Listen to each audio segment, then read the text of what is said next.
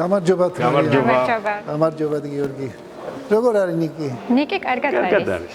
ცოტა სურდო აქვს და ნერვიულობ, ადრე ხო არ არის აცრის დაწყება. არა უშო, სურდო საგანგაშო არ არის. წამომგზავნით ჩემთან და ყველა მისაკიზე ვისაუბროთ, რა თქვენთვის ახლა სანერვიულოა. წამომგზავნით. მადლობა.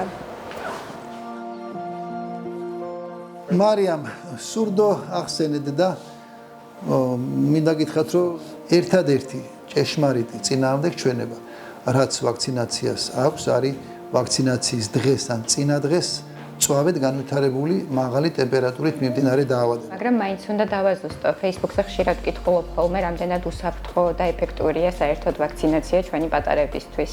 ჯანმრთელობის მსოფლიო ორგანიზაციის მონაცემებით, ბოლო 50 წლის განმავლობაში ვაქცინაციამ გადაარჩინა 154 მილიონი ადამიანის სიცოცხლე.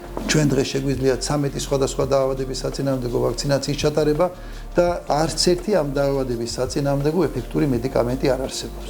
ეს არის შესაძლებლობა, უნიკალური შესაძლებლობა თავიდანვე ავაცილოთ ბავშვს 13 მძიმე დაავადება. ვაქცინაციის სწორედ ამ ასაკში დაწყება, როდესაც ბავშვის იმუნური სისტემა ძალიან სუსტია, არის ერთ-ერთი მნიშვნელოვანი და სერიოზული წინგადადგმული ნაბიჯი ნიკის ცხოვრებაში. ყველაზე მეტი, ყველაზე ხშირი გართულება, რაც შეიძლება ვაქცინაციის პროცესს მოყვეს, ეს არის მტკივნეულობა ინექციის ადგილას, შეშუპება, სიწითლე და ტემპერატურის მატება. არანაირი მნიშვნელობა არ აქვს ტემპერატურის მატების უკან ვაქცინა დგას თუ ვირუსული ინფექცია. თუ თქვენ შვილს მაღალი ცხელება ექნება, მაშინ შეიძლება გამოიყენოთ სიცხის დამწევის საშუალება. ამიტომ თუ რაიმე კითხვა გექნებათ, ნებისმიერი, მე მზათა ვარ 24 საათის განმავლობაში თქვენი სატელეფონო ზარს უპასუხო. დიდი მადლობა ეკმშობლისთვის. ძალიან დიდი მადლობა. ძალიან მნიშვნელოვანია მართლა. ეხლა გადავინაცვლოთ ვაქცინაციის კაბინეტში და გავაგრძელოთ ვაქცინაციის პროცესი ნიკისთან.